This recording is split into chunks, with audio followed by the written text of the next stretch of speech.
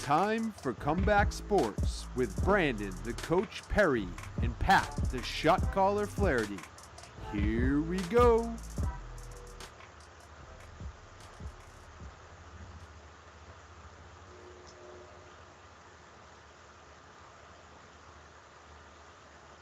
What's happening, everybody? Welcome to another edition of Comeback Sports. I am one of your hosts, Pat the Shot Caller Flaherty. As always, I'm joined by my partner, Brandon the Coach Perry. Folks, it is what I think is the best sports month on the calendar, April. We're going to get into a lot of sports topics here in the first week of April. And Brandon, first off, how you doing, buddy? How's everything going? Doing pretty good, man. I mean, we do have a lot of topics, and we have a lot of basketball topics. So if you're a basketball fan, this is the show to watch for us. Absolutely. We just had the national championship, some crazy Final Four games, then obviously a national championship that not a lot of people predicted. So we're going to get into that in just a minute, folks. If you want to follow us on social media, you can check out our Twitter handles at the bottom of the screen right there for both Brandon and I. You can also follow Ben Kudo, our producer, at Ben Comeback.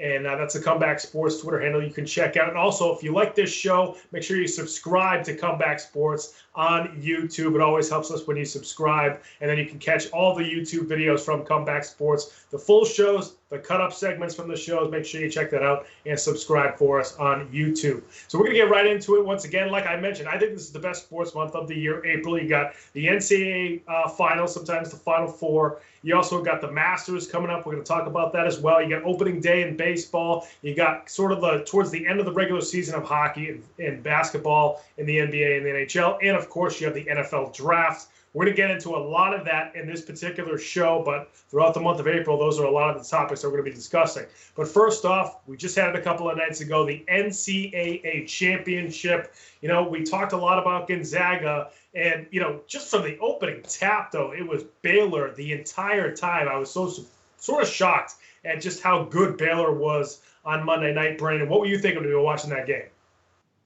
I mean, I wasn't shocked, to be honest, just because Baylor has been so hot over their last few games, and they've just come out hot. That's been their story. They come out hot, and they just play tip to tip. And I think they came out and kind of barnstormed Gonzaga and threw them off their game, which was huge. We have a team that's undefeated, really hasn't stumbled much except for maybe the game before, really, where they were on the ropes a little bit, maybe down by 10 or 14, I think, earlier in the tournament, and they came back with Suggs just going off. But prior to that, I mean, this team has kind of run the table 34 games or whatever they had won up until this point. So it was just one of those things where I think they got hit with a left hook that they were not expecting, and that was Baylor's athleticism. Baylor came out, was playing end-to-end, showing their speed, showing their athleticism.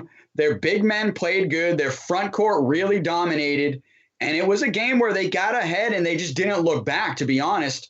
I think within the first few minutes, they got up by 10.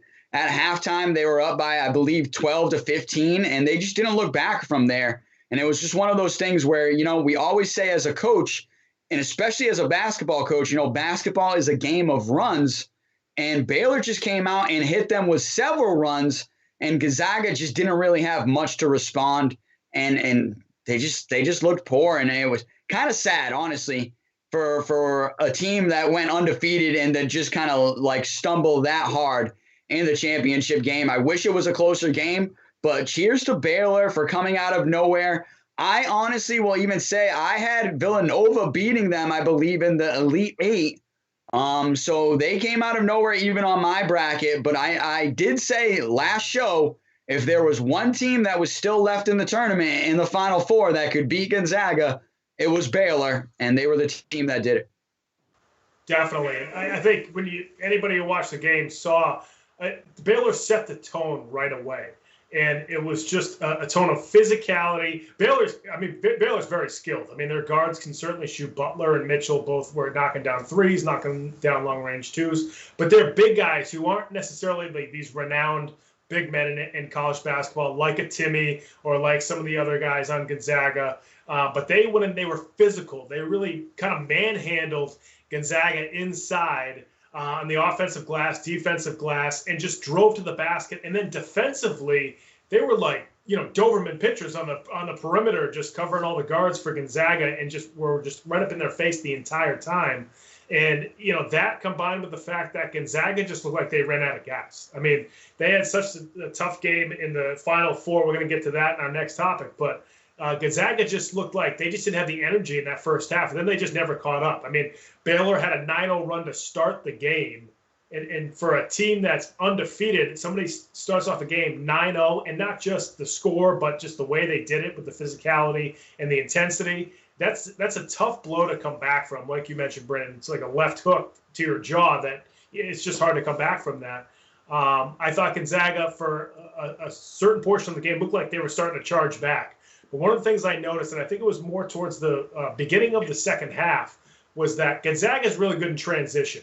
And there were times when Gonzaga would actually create some turnovers against Baylor. Baylor didn't turn the ball over a ton, but early in the second half, they started to turn the ball over. And I thought that's when Gonzaga would start to chip away at that deficit. But you go back and watch the game, every time Gonzaga created a turnover, they didn't capitalize on it. They would steal the ball away, and then they would miss a shot, and it would be a long rebound, and then Baylor would come right back. Or they would, create a 24-second violation where they get the ball back from Baylor, and then they would go down the other end of the court and they wouldn't score. They'd have them take a bad shot, or they'd try to just score right away. And I think that was the difference in the game as well. They didn't take advantage of the opportunities they could have had in that third quarter. And like you said, it was kind of sad. Not that Gonzaga still had an awesome year. I mean, they were undefeated going to the national championship game. That hasn't happened since 1979 when Larry Bird was playing for the Indiana State Sycamores. So, that's how long it's been since an undefeated team has made it to the national championship. So that's an achievement in and of itself, 42 years. But also on top of that, it's just so hard to be undefeated going into the national championship game. And I think you saw it. I think you saw the exhaustion on Gonzaga and how much of a toll being undefeated going into the national championship takes on a team. Yeah, no, I agree. I think that many games and that many wins, at some point you're bound to stumble. And honestly, as a coach and, even as an analyst, you're hoping that stumble comes earlier in the season at some point, maybe midway through the season, and you can use it as a wake-up call, especially as a coach, to say, hey, clearly we're not the best. We still have things that we have to fix. But I mean, and I'm not saying that Gonzaga stumbled or there was bad coaching. I just think, like you said, cheers to what you said. It's just that many games, that much success. Eventually you're going to have a little stumble, and it just happened to be in the championship game. And obviously when it's the tournament we're talking about, it's just one game and you're done. It's not like the NBA where we're talking about a series. If this was a series, I would take Gonzaga over Baylor. I bet Jalen Suggs would just rise up in the 7-game series and probably beat Baylor. But we're talking about one game alone. And Baylor just really came, and they came hot in these four games in the Final Four. They were playing really hot and playing really hot at the right time, and they won the title. So cheers to Baylor, honestly, for bringing I believe the first men's national championship to the school. So cheers to Baylor for coming out and shocking the world. Moving on to topic number 2, where we're going to talk about Jalen Suggs. And in my opinion, he really was the player of the tournament. Even with losing the championship game, I still believe he was the best player in the tournament. And he kind of proved that all along the way. And that shot that he hit in the Final Four can go down as, one of the best shots of all time. Yeah, no question. I actually thought, one of the best shots of all time, one of the best games of all time. I mean, one thing you look at that UCLA-Gonzaga game was that, a lot of people thought, including myself, that Gonzaga was just going to steamroll UCLA, because Gonzaga had, their entire starting 5 can score. They run, their offense was so, it was just like a well-oiled machine. You have guys that can shoot. You have guys that go to the basket. You have scoring inside with Timmy. You have guys that can run in transition, especially Jalen Suggs, obviously. But then UCLA, they had a few guys that just wouldn't give up, and they were just so much fun to watch. So I think the fact that it was, sort of a David versus Goliath almost type of scenario, even though UCLA historically has been, the Goliath in college basketball. But this year it was a 1 seed versus an 11 seed. Again, UCLA is not an 11 seed. They're much better than that. But they had guys that were unbelievable in that game. Jalen Suggs actually didn't play that great in that game until, when it counted. He made that great block. Some people thought it was a foul. It's so close. I'm not going to debate that. I think that's crazy. And then he came down after he made that block, grabbed the loose ball, and threw an awesome pass in transition for a layup, and kind of just like turned the game around. I mean, I thought Gonzaga might have lost in the Final Four. And then you watch the end of the game, and UCLA scores that basket on the follow-up at the very end of overtime. And then, of course, Suggs comes back with that shot. And it's just like, we just missed this so much last year. We didn't have the NCAA tournament. That's what we were missing, was that last second, the stress of the fans of the two teams, or if you got a bracket, you've got a ton of money on the game, or just whatever. It's just you didn't have this last year. And you're like, this is what we missed as college basketball fans, as sports fans, watching a game like that in the Final Four especially. I think everybody was just like so happy that we could have something like that here in 2021. No, I agree. That was the game that America needed to say, hey, college basketball is here and the tournament's back. And that was the excitement that we all look for from this tournament. But UCLA came to play, and they really came to play for both halves of the game, end to end, and really showing that, hey, UCLA is a basketball powerhouse, and they really showed it. And we were talking about how their conference has really showed up in the tournament, and I think they were probably the best of their conference here. And hey, watch this show next year, because I think, and I'm predicting now, UCLA is going to make another run, and I think they're going to be a much higher seed in the tournament next year with all this experience. But it was just one of those things where I've got two things. As a fan, when UCLA hit that comeback, that putback layup, I was thinking of Tyus Edney going coast to coast in the 90s for UCLA and winning the game. But then, obviously, Jalen Suggs gets the ball and hits the shot from the logo off the glass. And that was just extremely exciting, for the win. But as a coach, you're thinking, first off, when UCLA got that putback, it's like, oh, my God, oh, no. You can't give an offensive rebound at that point, and you certainly can't give an uncontested putback, which they did. But then quickly, Gonzaga recovered. No timeout called, so good coaching, good players. No timeout was called. They just recovered quickly, knew what they had to do, which was get the ball to their best player. And I think this proves that in basketball, when you have the best player on the court, sometimes they can just shine so much and control the game and win the game. And that's exactly what he did. Just seconds left on the clock. One chance to win the game, and Jalen Suggs hits the big shot to win the game. And so I really do think that is the play of the tournament, the moment of the tournament, and the game of the tournament, because the championship game was such a runaway.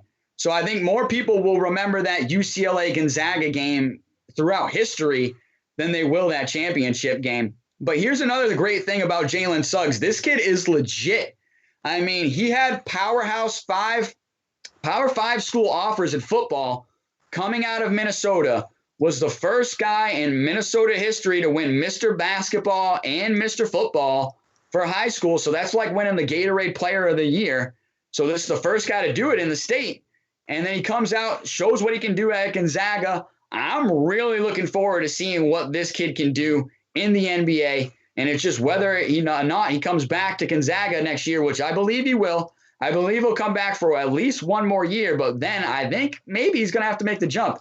And I know you're saying that, but hey, if he's a lottery pick, it could change. If people see him as a lottery pick, I think you have to leave. But either way, I want to see this guy in the NBA because I want to see what he can do. And hey, Celtics, you got all that trade exception stuff. Hey, let's get Jalen Suggs, man. I would love Jalen Suggs at the Celtics. He's exactly what they need. Toughness. A point guard who can fly up and down the floor, doesn't have to score to make an impact. I don't think it's happening. He's going to be, I think, a top 5 pick in the draft this year. But I would love him on the Celtics. Yeah, Suggs, great player. He's not as good as Cade Cunningham. I think Cunningham has more skills overall, plus his size. But I love watching Jalen Suggs. He does bring a sort of a football mentality to basketball, just by the way he flies up and down the court, and just kind of plays with reckless abandon too, isn't afraid to go to the basket. And you forget he's just a freshman. All these guys are so good now in their freshman seasons, and we've seen it, for the past decade or so with all these freshmen and the impact they make on college basketball now. Where, I remember watching Tim Duncan in college being like, this guy's nasty and he's only a junior. And it's like, now it's, if you're a junior, you're old in college basketball. But, it was cool to see him like that. And, I think that goes to our next topic too, which is topic number 3 is that the NCAA tournament overall, we had the hiccups with the women's basketball issue with the weight room. You had the game canceled in the first round, which was VCU versus Baylor. But ever since then, the tournament went really well, I thought. I do want to, as much as we criticize the NCAA for what happened with the women's inequality at the very beginning, I thought both tournaments, just good games, and maybe it's because we missed it so much from not having it last year, but just the gameplay, the student athletes, the coaching, the rivalries. I mean, in the games themselves were awesome, and I just thought we're still in a pandemic, and these tournaments went off pretty well. Yeah, I thought the NCAA did a great job, especially having all the games in one city. So we're talking about Indianapolis for the men's tournament and San Antonio for the women's tournament.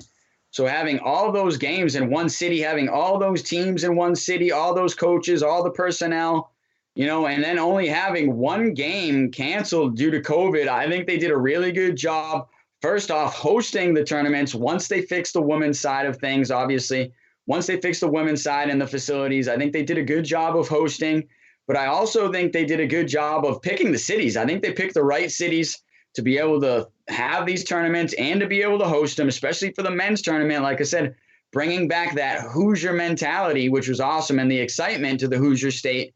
But I think even in the women's tournament in San Antonio, where they used for the brackets, like the Alamo and stuff like that, I think that was really cool. And there was a lot of excitement in the women's tournament.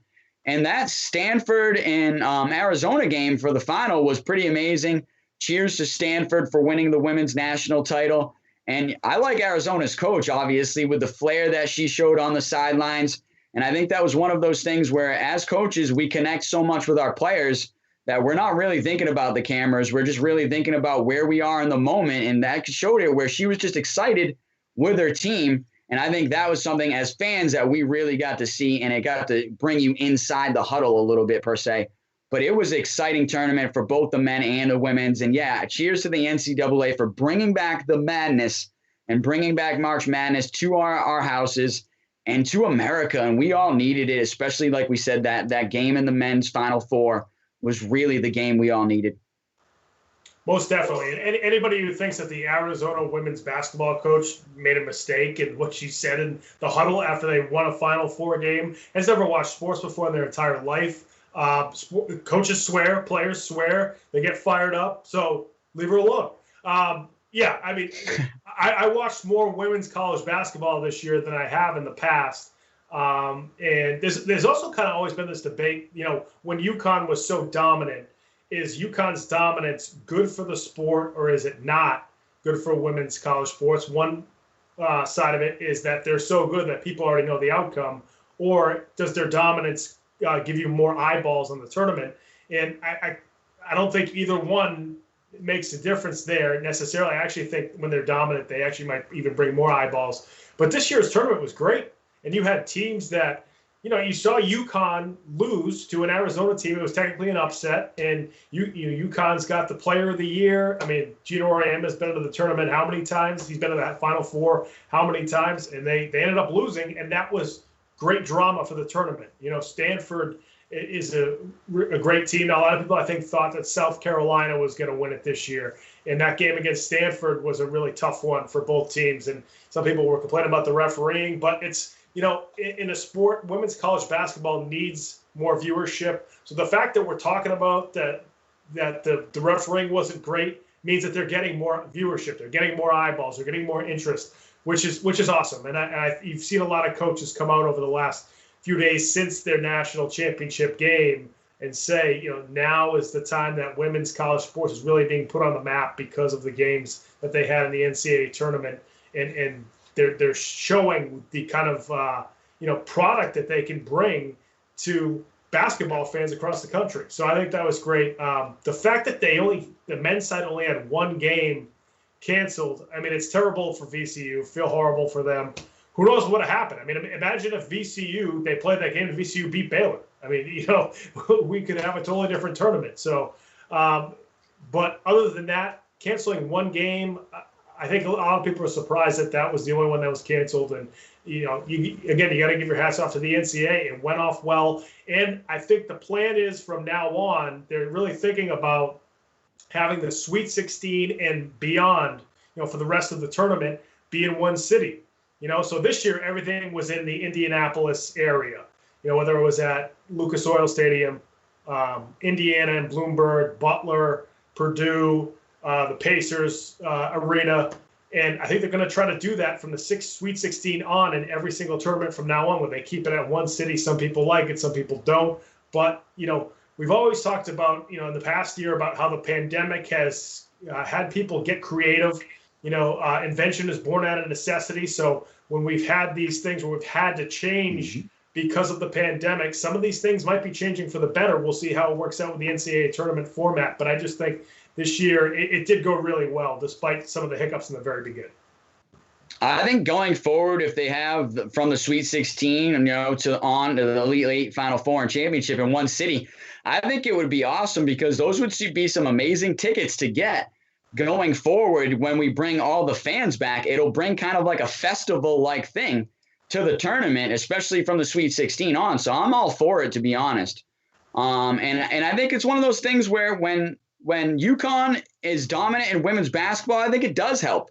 I think it does help women's basketball. And I guess the argument would be like, hey, when Alabama is dominant in men's football, does that help? And I'm pretty sure it does. You know what I mean? It's bringing more eyes. And here's the other thing, too, is it's when they get beat. When they get beat, that people love to see that. You know what I mean? Yep. People love seeing those dominant dynasties get beat. So when Arizona went in there and knocked off UConn, that created all that excitement that people were looking for the tournament.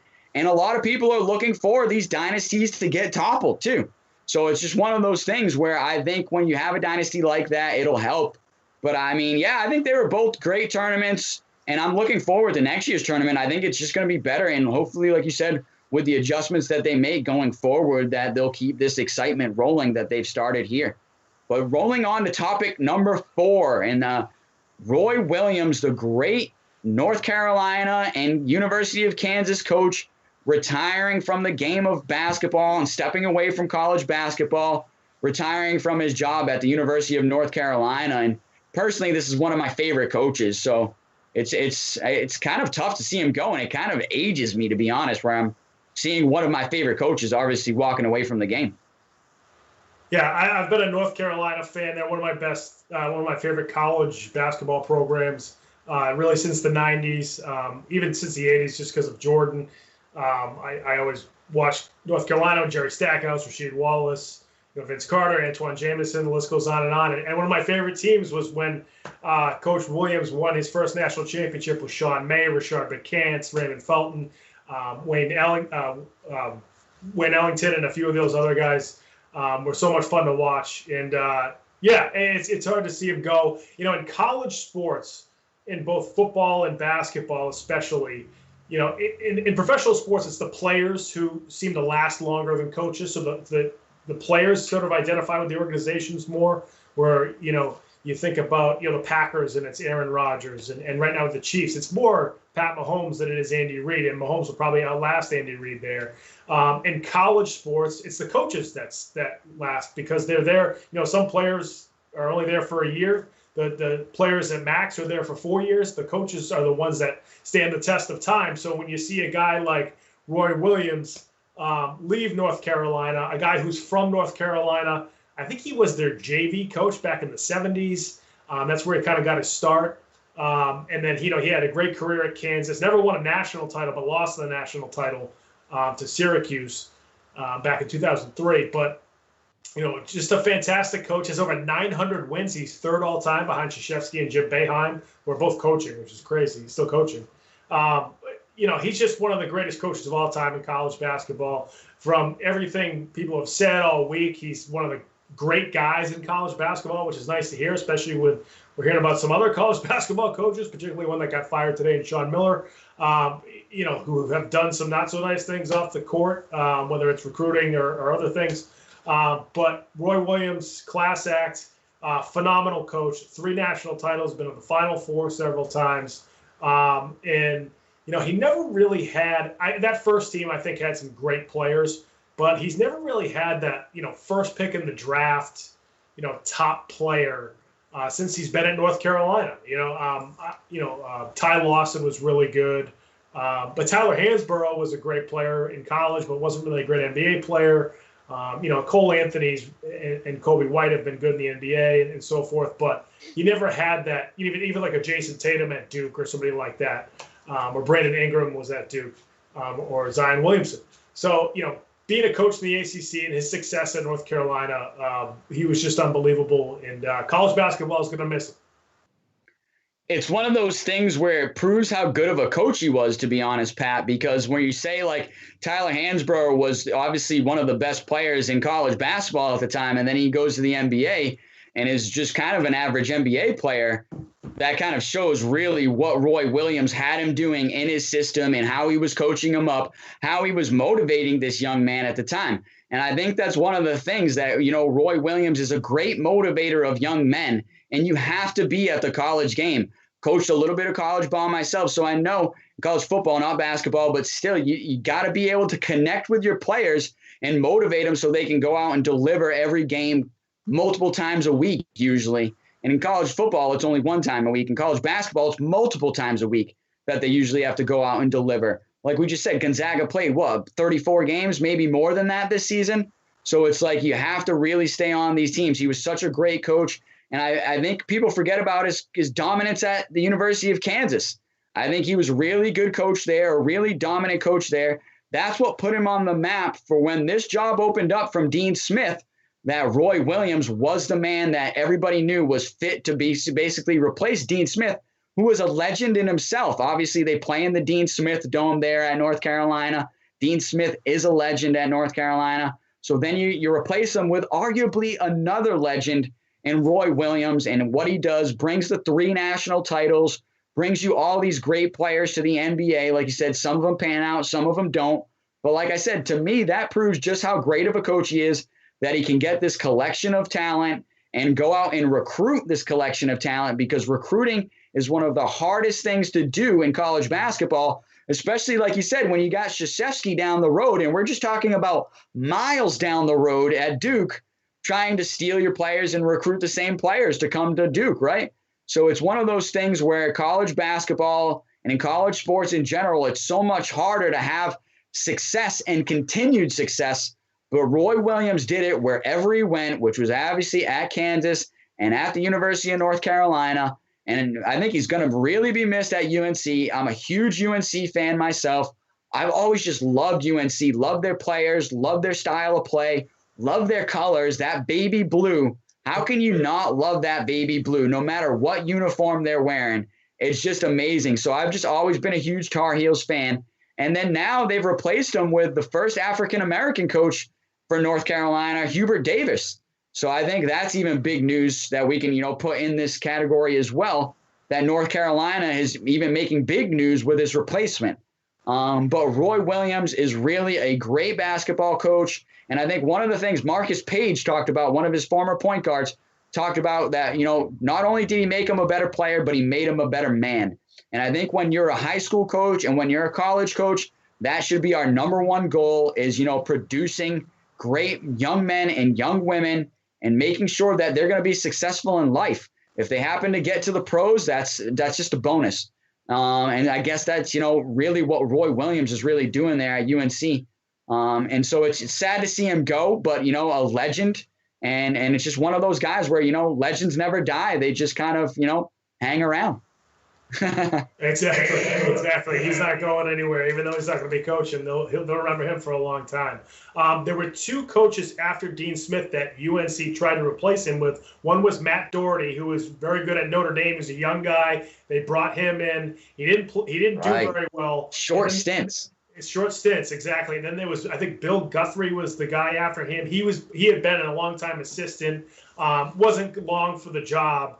And then they brought in Roy Williams, who was an assistant under Dean Smith, proved himself at Kansas, is a North Carolina, born and bred guy. And then they were like, we got to go back to the well here, get a Dean Smith assistant in Roy Williams. Now they're getting a Roy Williams assistant in Hubert Davis, who has been an assistant coach for several years now at North Carolina, along with being a very good player, but not a superstar. He's really good in college, but not a superstar NBA player. Sometimes we see superstars become head coaches. Even, like Michael Jordan couldn't be a good head coach. Larry Bird was a pretty good head coach in the Pacers. Nash, we'll see how he does, definitely. But, like Magic Johnson wasn't a good head coach. The superstar players have a tough time kind of recognizing what another player that's not as talented as them is doing wrong. They sometimes say, why can't you just do this? Because they were so naturally gifted. But when a guy like Hubert Davis, can probably do a better job of saying, okay, when I was a player, I couldn't do this, so this is how I had to adjust.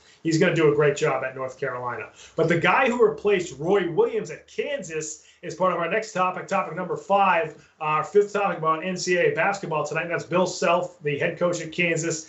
He has now a contract at Kansas where he's going to be the head coach in perpetuity. He's going to be there forever. What do you think of this contract, Brandon? I mean, first off, as a coach, I want a contract like that where it's just a lifetime contract. But secondly, I think it's one of those things where I still think they could fire him tomorrow if he made a mistake. So it's like one of those things where we've talked about it on this show where they'll still can you as fast as they're telling you they got a lifetime contract for you. But it is one of those things where I think, wow, I was really shocked. And this is the topic that I picked because I was like, a lifetime contract? Like, this is amazing. This is like newsworthy. And don't get me wrong, Bill Self is a really good coach. He's done a really good job at Kansas. He's produced a lot of good talent, produced a lot of NBA talent that's gone on and done great in the NBA. And they've made runs in the tournament. And he's done a good job at Kansas. But I'm just still shocked to see him get a lifetime contract. And honestly, Kansas coming off the Les Miles debacle where, they really didn't do their, I guess, due diligence and do enough digging. It's one of those things where are they making another mistake? Just go ahead and committing to somebody this long term, even though he's had success there. He's been a good coach. He's kept a clean nose. He's brought no bad news to the university. So I think this is, he's a great coach for the program, but maybe lock him up for another 4 or 5 years, So I'm just shocked to see a lifetime contract. So is this like if he's like 96 and he still wants to coach, is he still going to have a right to be on the sideline, or when do they decide to move him out? I'd argue to be like if Kansas goes, doesn't win a game next season, that they quickly be like, yeah, Bill, I think your lifetime's over at this point. But it's one of those things where, this is kind of newsworthy and kind of exciting and kind of funny, to be honest. I thought it was funny too. Being like a lifetime contract. It's the first time I've ever seen this. So, kind of exciting. Yeah, you know what? You talked about how the Les Miles situation might have, had them think twice about giving Bill Self this contract, but it might have had the opposite effect. If you have a guy in Bill Self who's been there 18 years now, I believe, been very successful. He has over 700 wins. He's only 58. He's done an impeccable job. They have a ton of guys in the NBA, like you mentioned, Joel Embiid, Andrew Wiggins, a local guy, Wayne Selden from Boston, still kicking around in the NBA and in the G League. He's had a ton of success putting guys in the NBA, but also being successful on the court. Hasn't won a national title, but they could still get there. No, he did win a national title. I'm sorry. He did win a national title with Kansas in 2008. He's been very successful. Like you mentioned, he's been there 18 years and hasn't really had a problem off the court. So when you have a Les Miles, where now the football program at Kansas just seems to be in chaos. Don't forget that, what was it, 10 years ago, Charlie Weiss was the head coach. He was horrible. They were paying him for like 5 years after. I mean, I've never seen somebody make money from schools he wasn't coaching at more than I've seen Charlie Weiss. But, you have that. Then you have this Les Miles thing. So the football program is all whacked out. And now you might want to just create this stability with the basketball program and say to their alumni, well, at least the basketball program's in good hands for a long time because we got Bill Self locked up for this long. I'm sure the contract has different stipulations to it. If something happens with Bill Self, where especially off, the court, where if he does something, I don't even want to get into some of the things that, some coaches have gotten into, but I'm sure there are ways for them to get out of it, clauses that they could cancel his contract. But I do think this is almost more like we're going to bring stability to this campus because of what's going on with the football program. And they've seen his success, and this school knows him so well now that I think it'd be hard to find something going on behind the scenes that they don't already know about. And he's done a great job. So I also think we just talked about Roy Williams. You see Roy Williams leaving Kansas to go to his dream job in North Carolina. Now, Self is from Oklahoma, so that's, going from Kansas to Oklahoma is sort of a step down almost in men's college basketball. So I don't think he would do that, but you don't want to see him leave. So like you did Roy Williams. So I think that's probably in the back of their minds as well. So I think this is probably a good move for Kansas. But again, like you said, if he's 90, do we have, a Joe Paterno situation? Not what the bigger thing that happened there, but just, being in his 80s and not knowing what's going on the sideline. That is an interesting question. I don't think that'll happen, but that's a pretty good point by you. I like your sales pitch to the boosters. So the boosters come in and they're like, man, what is going on with this football program? And they're like, hey, we just gave Bill Self a lifetime contract. What do you think about that? Just like smoke and mirrors, throw them off everything. Nothing to see. Throw them off everything. You don't see anything here. There's nothing to see. Yeah, the basketball program's stable. That's all you need to know. Keep that money coming on in. Yeah. So I like that sales pitch a lot. I think that's a good call. We'll see what happens. We'll see what develops with that lifetime contract. But another sales pitch, one that was very successful, obviously, moving on to topic 6, is Sam Darnold to the Panthers. The Jets move him to the Panthers. And I honestly thought this kind of came out of nowhere. I mean, people said that Darnold was on the trade block, but I think it's shocking that the Panthers were the ones that went ahead and made the move to get him. Yeah, I am surprised that they did it right now. I'm surprised the Panthers didn't just wait until after the draft, because they could have had a chance to get, if one of those top 4 guys dropped, which is there's still a possibility that happens, then they could have had one of those guys. They could have even, they had the best chance of trading up to, let's say, number 5 to the Bengals if they needed to. That's just 3 picks ahead. There's 2 problems and 2 things that caused, I think, the Panthers to do it ahead of time. Number 1, San Francisco trading up to number 3. That solidified that, first of all, the first 3 picks are definitely going to be quarterbacks, because we knew that when we were talking about the San Francisco trade last week. Number 2, the team that owns the 4th pick in the draft is the Falcons. They're a division rival. They are not going to trade the 4th pick in the draft to their division rival, Carolina Panthers. So the Panthers at best can get up to number 5. They might be out of the top 4 quarterbacks. So they didn't want to wait around to try to see if they could get a quarterback they really wanted. I understand what they're doing. Teddy Bridgewater, who's their starting quarterback, very solid. I like Teddy Bridgewater. I remember when he was coming out. I really thought he was a very solid quarterback. Probably not spectacular, but solid starter in the NFL. The Panthers are looking at this like, we need to take a step up. Just solid isn't good enough for us. They look at Sam Darnold, who's still only 23. He's younger than Joe Burrow, who was a rookie this past season. He's not that much older than Mac Jones, who's going to be drafted in a couple of weeks. So you look at a guy, he's only 23, certainly has the arm strength, good athlete, and played for one of the guys who I think is one of the worst coaches in the NFL in the past decade, in Adam Gase. Still a pretty good offensive mind, but just was not a good head coach. And the whole organization was just poorly constructed. A lot of analysts have talked about this recently. If you want to write the playbook for how to not help a highly drafted quarterback, look what the Jets did with Sam Darnold. They didn't protect him. He got killed in the backfield all the time. He didn't necessarily have a lot of weapons. I mean, Robbie Anderson was there for a couple of years. Solid player, not a number 1 receiver, probably not even a number 2. Jamison Crowder, kind of same thing. They didn't necessarily have a great running game. I know they had Le'Veon Bell, who just wasn't the same once he went to the Jets. They just drafted a really good, massive left tackle, but he got hurt. Mekhi Becton, he got hurt midway through last year. So they just never really put it all together for a quarterback in Sam Darnold, who was still young, needed to develop, and he just never got there. I think a change of scenery is huge for Darnold. I do understand what Carolina is doing. I don't think they overpaid for him with the draft picks they gave up. I think that's kind of a going rate for a guy like Darnold. But you keep going back to the fact that he was one of the worst quarterbacks in the NFL over the past 3 years. Again, I think his environment really contributed to that. But the Panthers are taking a chance, but they clearly didn't think they had an opportunity to get one of the top four quarterbacks in this year's NFL draft. Well, first off, some coaches are just better as coordinators, and I think Adam Gase is one of those guys where he's just better as a coordinator and not leading a full program as a head coach.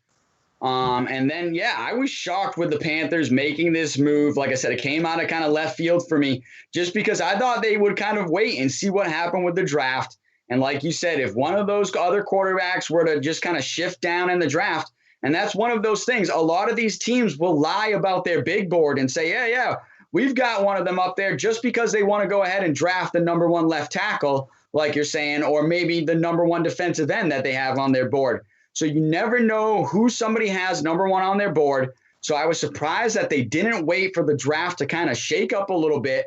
And I also think if you wait for after the draft, I think you can still get Darnold for an even cheaper price at this point, because the Jets feel like obviously they have to get another quarterback. They wanted to move Darnold no matter what. They wanted to move him now, right? So they would still want to move him after the draft. That means in the draft, they want to go ahead and target a quarterback and try to bring in their next quarterback.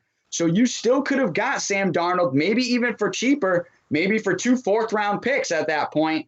So I don't think that they overpaid at this point. I don't think they overpaid. I do think the price was right for Sam Darnold. And like you said, he's only 23 years old. So that is the upside of thinking if I draft one of these guys, maybe like a Wilson out of BYU who's 22 years old, Sam Darnold's only 23 years old. It's like I'm still drafting him. So I guess that's the good thing for Sam Darnold is he still came out of college young enough where he's still young enough as a quarterback to still be in development. But that's the thing. You've got to see some development at this point. He's got a lot of time under center as a starter, hasn't shown much. And granted, like you said, played on one of the worst teams with one of the worst coaches, one of the worst offensive lines, but still, he really just did not show much. Couldn't make some of those NFL-like throws like a standard stick throw or a 10-yard out throw, or when the guys just open across the middle, he would even struggle making those throws. And as an NFL quarterback, those have to be 10 out of 10. Sam Darnold, I still think, is developing. So it was really shocking to me that they went ahead and made this move early. Matt Rule might think that he can develop him a little bit, and it might be that situation where he would rather just get somebody that does have some NFL experience and he can work with him and develop him instead of trying to work with a rookie who's coming in kind of a little blindsided, and the big lights are going to kind of blind him for at least the first half of the season. So it's one of those things where I get it. I get that the Panthers need it. I've said on this show many of times that the NFL is quarterback hungry, quarterback needy, and will make moves to get quarterbacks just because there's not that many great quarterbacks playing currently. So this move is just one of those, I think, that kind of fits into that pattern as well. Yeah, no question. And I think, a couple of things. One, I mentioned before about Teddy Bridgewater, and like you said, Brandon, teams are looking for great quarterbacks, not just good quarterbacks, but great quarterbacks. And we see this across sports now. Before it was like, let's just get into the playoffs and then we'll see how our team does. And then next year we'll get even better. And then after that. And now it's like, if you're a mediocre team in any of these professional sports leagues, you're looked at as, in one of the worst situations in the league. Now, analysts are saying either tank and get a great draft pick or, create cap space, or you got to be one of the best teams. So I think teams are now like, you look at a Teddy Bridgewater, like I said, he's a mediocre to solid quarterback that can probably get you to 8-8, 9-7, maybe 10-6 if you have a really good year, and then we'll see what happens. I think they think that Sam Darnold could develop into something much more than that. So that, the Panthers don't want to just be kind of waiting in mediocrity right now. The other thing with the Panthers, and if they have Darnold now they can say, all right, we know what we have in our quarterback room now. Now with the number 8 pick, let's attack what we need to attack. Whether it's getting one of the top tackles in Carousel, or I don't think Penei Sewell will drop that far, but we'll see. Or one of the or Slater, one of the other top tackles in the draft, or maybe they're if Kyle Pitts drops that far, they're going to take him. I mean, why wouldn't you? So if you can get another position at the number 8 pick, now that you have your quarterback room solidified, that can help you in the draft. So on the one hand, I think they should have waited a little bit. The other thing is too, did Denver, is one of the teams that needs another quarterback? Were they kind of lurking and saying maybe we can make a trade with the Jets? Who knows? So it'll be interesting to see over the next few weeks how the quarterback carousel continues in the NFL, because it's ever changing every single week. It seems like we have a show. But this week also, not just on the NCAA basketball tournaments finished up this week, and what's starting this week is the Masters. I'm a huge golf fan. I love the Masters. It's my favorite tournament of the year. It was in November just recently, just a few months ago, and even though it was awesome to see the Masters in November, even though we'd just been through the pandemic, we hadn't seen the Masters in so long. So it's great to see it last year when Dustin Johnson won. But it's just not the same as it is in the spring. The Masters is always in April. They talk about the scenery at the golf course, and just this course that they go to every year for this major tournament. It's unbelievable. We're going to be talking about that in just a minute. But one of the things that we want to talk about on this particular subject is Jordan Spieth, who just won the Texas Valero Open this past week. Jordan Spieth hadn't won since 2017. So, Brendan, what do you think this does for Jordan Spieth's current situation on the PGA Tour now that he's finally won after a four-year drought? I think it's one of those things where obviously when you win on the PGA Tour, it's just good to solidify your game and to kind of stabilize your game. Golf is one of those things where, as you play, you could go up and down, and it's such a mental game too that when you're down, it can affect your game a lot. So when you're playing up, it can help your game a lot as well. And just like I said, stabilize you. And when we're talking about going into the Masters, one of the majors, you want to be playing at your best. So I think Jordan Spieth is really coming into his own right now, and especially at the great time when we're talking about going into the Masters. So I think it was great for him, great for his season to be able to stabilize, great for his pocket, because every time you win as a PGA Tour player, we're talking about millions of dollars. So I think it's just one of those things where this was great for Jordan Spieth. I think he needed it, right? He was a little bit, I don't want to say rusty, but hadn't had a win in a little bit of time. So we're talking about really a young superstar that people are expecting to get wins and get W's and get top threes. And he was a little bit off there for a little bit. His game was off for a little bit. I think he was kind of soul searching for a little bit. I know he was struggling with accuracy, was really one of his biggest things that he struggled with over that time period. But it seems like he's really putting it together now. And over these last few tournaments has really started to play much better golf.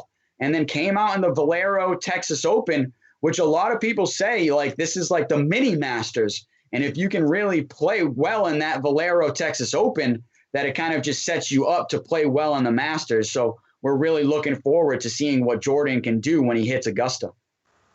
Exactly. We were talking about this over the last couple of months too, where Jordan Spieth had been playing really well. He was getting top 10 finishes. There are a few tournaments he actually led going into Sunday, but wasn't able to kind of either hang on or excel on Sunday to win the tournament. Finally did it this past week, winning. He hasn't won in 4 years, and for a guy like him, that's just so out of the ordinary. He was on such a hot streak, and then he collapsed at the Masters. Everybody saw it. Every golf fan saw it, on the back nine there where he hit the ball in the water twice, and it was brutal. He lost, this huge lead in the Masters, and especially for a guy that a lot of people like to root for, it was so tough to see, and it took him so long to kind of get back to where he needs to be. And I think you're finally, like you said, you're finally seeing what Jordan Spieth can be this year. He's been so good this year with top 10 finishes. Now he finally wins the tournament. And like you mentioned, perfect timing. It was in Texas, which is where he's from. He wins the tournament in Texas. Now he's going to the Masters. Like you mentioned, this helps really carry some momentum into the Masters. Even if Spieth doesn't win it, which I'd still love to see him do, this winning this tournament and getting him into a groove where he can possibly get a top 10 at the Masters, this can really turn Jordan's career around. So this is a huge opportunity for him to really kind of shift his career once again. He had such a hot start, and then he struggled the past few years. He seems to be digging out of that, climbing out of that situation that a lot of athletes go through where they have early success and they struggle for a few years, come back down to earth, and they rise up again. You're seeing that with Jordan Spieth right now. I think the best thing about Jordan, he's one of those easy guys to root for, right? He's one of those easy guys to like. I mean, you see him off the course. He's such a nice guy. You're not thinking this guy's just a professional golfer. He's a really nice young man, carries himself well, a great athlete for Under Armour to be really having as a sponsor. So it's like, yeah, Jordan's just really one of those guys that's easy to root for. And so I'm really looking forward to seeing what he can do in Augusta. And that's our next topic. Topic number 8, the Masters tournament, it's just one of the greatest tournaments of all time, obviously. And I personally love the majors, and I even love the 5th major, the Players Championship at Sawgrass. But the Masters has so much great history to it and so many great moments. This is arguably the greatest tournament as far as golf goes, right? Absolutely. One of the things that the Masters, the way it's constructed too, is it's all these previous champions of the Masters. You win the Masters once, you can play in the Masters for the rest of your life. They play the same course every year. We were talking before about the scenery, especially in the springtime. Anybody who goes to the Masters and visits it in person says it's like nothing you've ever seen before.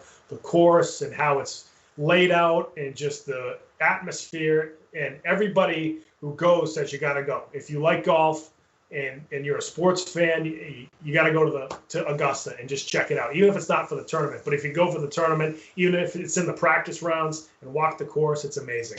And then again, we talked about this before, not having it last April, and April last year was such a lull in sports because mid-March is when we had the stoppage in the NBA and the NHL, and then we didn't have the NCAA tournament. We didn't have the Masters. Baseball didn't start on time. So April was just like, there's no sports on. There's nothing going on. Everybody was watching The Last Dance, which was an awesome documentary, but there was no live sports going on. So now, turn the clocks forward a year.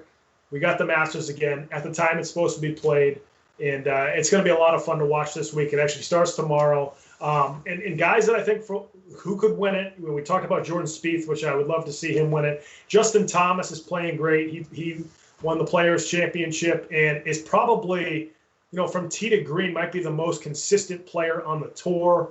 A lot of people love watching Bryson DeChambeau. We mentioned a few weeks ago that he might be the most entertaining player on the PGA Tour. Of course, you got to look at Dustin Johnson, who won it in November. He's sort of built for the Masters, can kill it on the par 5s. So there's so many guys that are so good that could win this week. Even Rory McIlroy, who has not been playing well, but if he wins the Masters, he gets his career Grand Slam. He would have won all 4 majors. So there's so many different storylines coming into this Masters. Even the fact that Tiger's not there this year, we'd love to see Tiger there. Obviously, he can't because of the car accident, but there's so many storylines coming into this Masters. It's going to be so much fun this week. Yeah, no, I think we were all waiting for this to come back, like you said, after missing it last year a little bit, to see it come back. It's going to come back strong. And yeah, just to see the azaleas and, to see the trip down Azalea Lane there, the Masters is just really one of the greatest golf tournaments there is. And like I said, it brings so much history with it, so many great moments, and so many great moments with Tiger and other great golfers that we can think of over the years. But it's just really one of those courses that if you're a golfer, you want to have a chance to play at some point in your life, right? It's kind of like one of the meccas of golf. So it's a great tournament that's up and coming. We're going to have all the best players there.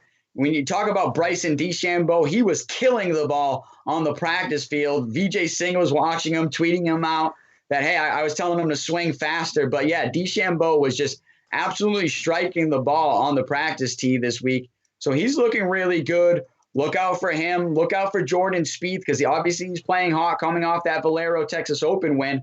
But yeah, guys like a Rory McIlroy, who always seem to show up in big moments and always seem to show up at the Masters, and like maybe even some dark horses, maybe like a Lee Westwood. He just always seems to play so great at the Masters, or maybe like a Sergio Garcia. You know, that first day on the leaderboard, they just always seem to put themselves up there at the Masters. So I'm expecting those two guys to kind of be dark horses and come out of nowhere. But like I said, Lee Westwood especially, that's my call. That guy is always up there in the Masters. So expect him to be up there. But yeah, we're going to have a great tournament. I think we're all looking forward to it. But yeah, I mean, let's get it started. I'm going to be watching. I know you're going to be watching. Hopefully all of our viewers will be watching. But yeah, the Masters is back, and we're going to get to see it. Yeah, I mean, you know, we're so lucky now. We had a great NCAA tournament, got the Masters. The NFL draft's going to be nuts this year. So, you know, this last, month or so, especially in sports, there's a lot of moves in the NBA and so forth. It's been a lot of fun. You know, MLB baseball is now up in full swing in their baseball season. So sports are back, and just to see the Masters, it's just another indication of that. So it's going to be a lot of fun. One of the things that we saw this week over the last few days is our ninth topic, and that's actually more in the media side of sports. We saw former Celtic great Paul Pierce, who I think should be in the NBA Hall of Fame. He had an Instagram Live incident where he was on Instagram Live getting a back rub from what we believe was an exotic dancer. He had another one dancing in the background. He looked inebriated, to say the least. I love Paul Pierce. I don't know how you feel about this, Brandon. I don't think it was as big a deal as it's being made out to be, but he did get fired from ESPN. So what do you think about this situation with the truth? I mean, he's a retired NBA legend, and I think people are just making a bigger deal because people kind of knew ESPN was going to part ways with him. But the biggest thing is going out there, like even with this video right here, it looks like Paul wanted to get fired. Like he was setting this up. And I think me and you kind of know, it's like, are we popping up like exotic dancers behind us while we're doing this show right now?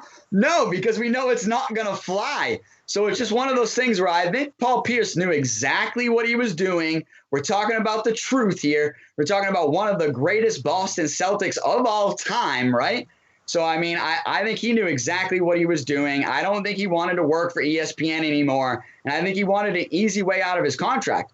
And in his tweet right after he got dismissed from ESPN, his tweet said, "Even when I lose, I still win." So you could see it as two different things. You could see it as, oh, he's just trying to play it off because he got fired from his job. Or you could see it off how I see it. And I think that ESPN had to pay him off and had to buy him out of the remaining part of his contract. So guess what? ESPN basically still paid him his full lump sum. He still got paid for basically getting a back rub and smoking a cigar, right, and taking a shot on live Instagram. So I'm pretty sure he got paid to kind of go away and to have his contract disappear from ESPN.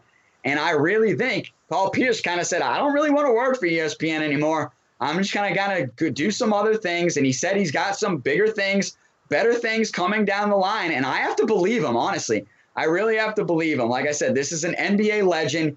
He doesn't even need the money from, at least I don't think he needs the money. It's not like he's at Encore Boston gambling away every night. So it's like one of those things where I think Paul Pierce is going to be just fine. We love you, Paul Pierce. The truth. 34. If you'd love to come back on Comeback Sports, that'd be great. Come on in. We'll have a great talk about that Instagram Live, because even now that Instagram Live might be going down legend itself. Oh, no question.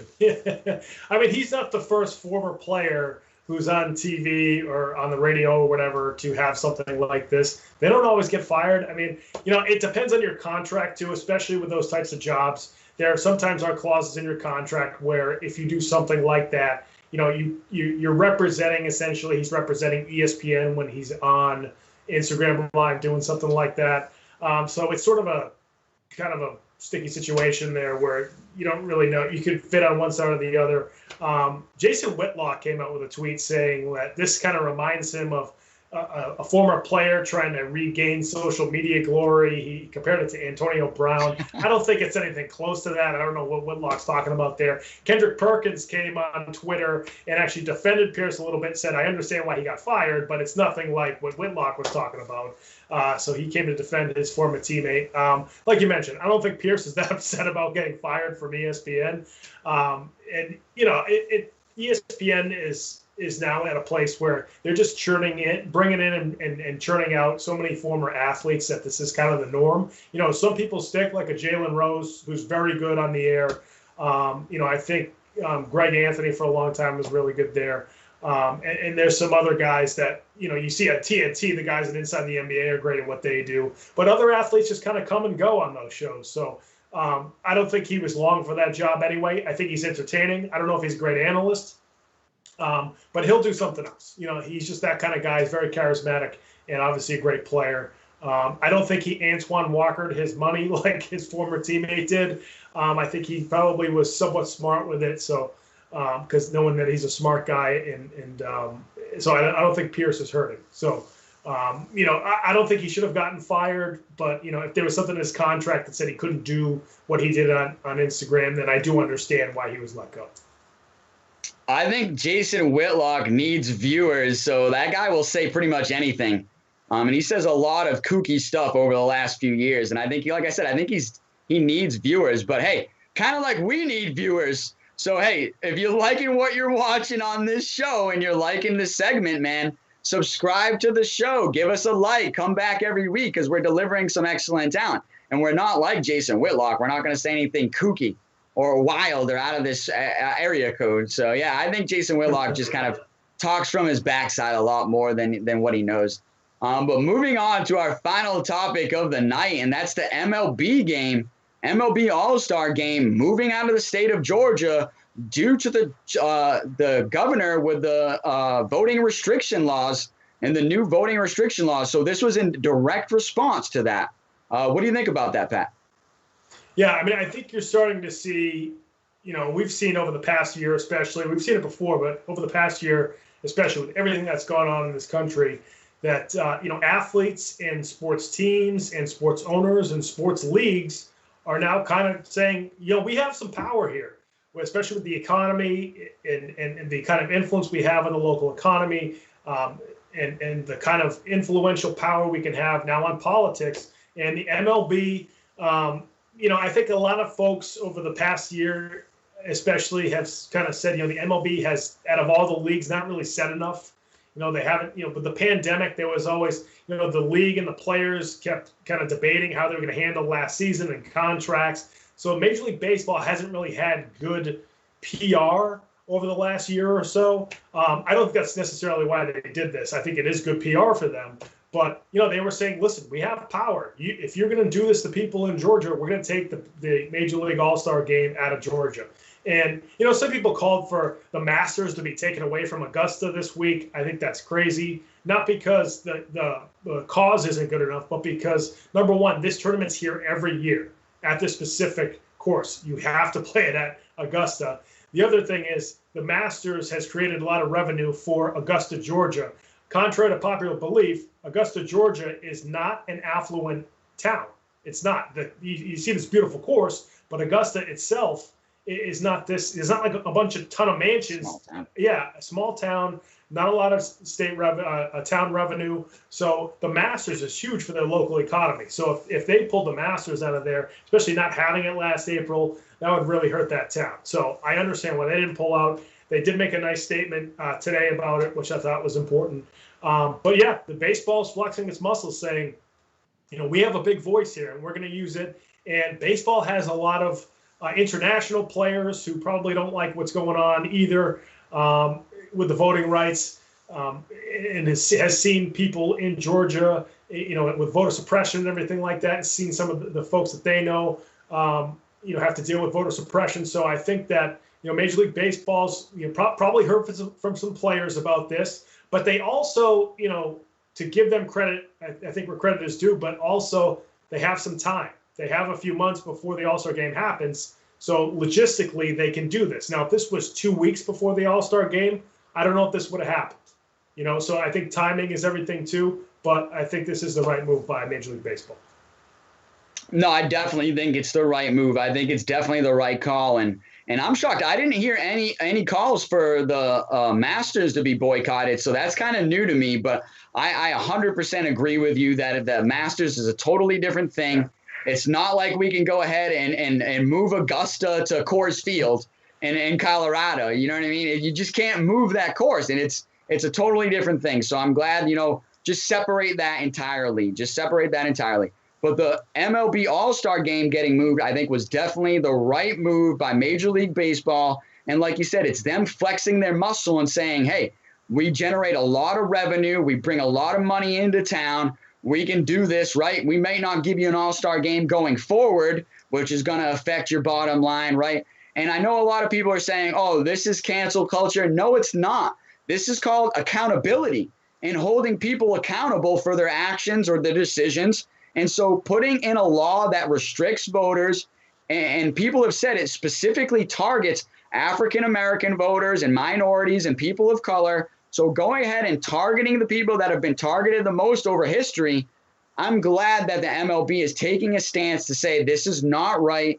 We will not support it, and we're going to pull our dollars from your state, and we're going to pull our support from your state, and we're going to move it to Colorado. And so, cheers for Colorado, and Coors Field is now going to be the site of the game, I believe, right? So it's just going to be that it's one of those things where it's just accountability. So I think Governor Kemp, I believe his name is, or whatever it is, I think now he's just seeing that, hey, you're accountable for your actions as well. And I think a lot of other states, this is sending a message and setting the tone. The NBA could do this. The NFL could do this. The NHL could do this. Major League Soccer could do this. There's so many other things that can move out of your state or move this around. So I think states are going to have to think about these voting laws going forward, and if they're going to jump on board and try to do something like Georgia. And honestly, Georgia needs to rethink this because it's going to affect them for years. You think the MLB is just going to do this once as a statement? No. I doubt you're going to be seeing major events come back to Georgia anytime soon because of this new voter restriction law. And I think it's, like I said, I fully respect it, I fully understand it, and I fully support it. So I just think it's one of those things where I think Major League Baseball made the right decision in moving the game. Right. And if you think Major League Baseball, made a big move by not having, this All-Star Game, you thought it was easy for them, there's no way that the NBA will allow an All-Star Game in Georgia if this law continues to be as constructed, because the NBA has been at the forefront of all this type of stuff, especially in the past year, but even in years past, there's no way they're going to allow an All-Star Game. So you're not only getting baseball, you might be setting a precedent for the rest of the leagues to not have these events in Atlanta, in Georgia specifically. Yep. Now you wonder about the NCAA tournament. We just mentioned that the NCAA tournament might stick to one city from the Sweet 16 on, which is a huge 2-week, like you mentioned, almost like a 2-week convention down at this city, which is great for hotels and so forth. And now you're wondering if that's still going to happen because of what happened with this All-Star Game, because of the voting laws. So I think that all needs to be considered. One thing I do want to bring up, and again, I support this, what Major League Baseball did. This does set a precedent, though, now where if you're having a big event in a state and the league in particular doesn't agree with a law or some kind of decision or some kind of political decision, is this going to set a precedent for this happening a lot now? I don't think it will, because it's logistically, that's just not, in the cards really. But now, leagues and tournaments and any kind of events can now look back and say, we're not going to have the NFL draft here because we don't like the law that was put forth in this state, or we're not going to have, the NCAA tournament here, or we're not going to have, the NHL All-Star Game, and so forth. So you do wonder if this is going to set a precedent for future events and tournaments. So is that something that you think about, Brandon, when we talk about a situation like this? Well, correct me if I'm wrong, and I think you'll probably know the exacts on it. I think just even a couple of years ago, with that transgender law, was it North Carolina? And they moved they moved something out of North Carolina in response to that. So I think this is kind of something similar. No, that's true. That's true. I didn't even think of that. I think, was that the NBA All-Star Game maybe? I think so. I think they out of moved Charlotte, it, right? I think it was about a year away. They moved it to Vegas I think, if I remember correctly, because of that. So, yeah, no, that's a good point. And, we haven't seen it. This is the first time since then that we've seen it. So, it'll probably happen again, but it's not going to be as frequent that, we all think. But it's very interesting. And some people have also said, like, can't we just play sports and not have to, and some of that I get, because with everything that's going on, people just want to watch sports and because that's their outlet. I'm sure it is for you and I too. Like, sports is our couple hours away from all the stresses of our lives. We just watch sports, and now the stresses are intersecting with sports. But at the same time, sports is so big now, professional sports, and is so much tied to the economy, and these athletes are so well educated and they're so involved now that it's going to intersect. That's just how it is now. So it's not going to change. That's not going to change. It's only going to even become more so. So you have to get used to it and catch up with the times, or just ignore it and watch the game and not think about everything that's going on with the game. So it's going to be very interesting over the next few weeks. And like I mentioned, April's probably the best sports month of the year, I think, and we have a lot more to talk about over the next few weeks of this month. So, folks, that's going to do it for Comeback Sports this week in the first week of April. Once again, if you want to follow Coach Perry and myself on Twitter, make sure you take a look at those Twitter handles at the bottom of the screen. Also, make sure you subscribe to Comeback Sports on YouTube. The more subscribers, the better for us. And also, if you make a comment, leave a comment in our subscription or our YouTube chat and say which number subscriber you are. If you're number 35 or 45 or whatever it is, we'll make sure that we mention you in our next show if we see that in the chat. So make sure you do that if you want to be mentioned in our next Comeback Sports show. I'm Pat Flaherty. For my partner, Brendan Perry, thank you so much for joining us. We'll see you next time on Comeback Sports. Have a good week, everybody.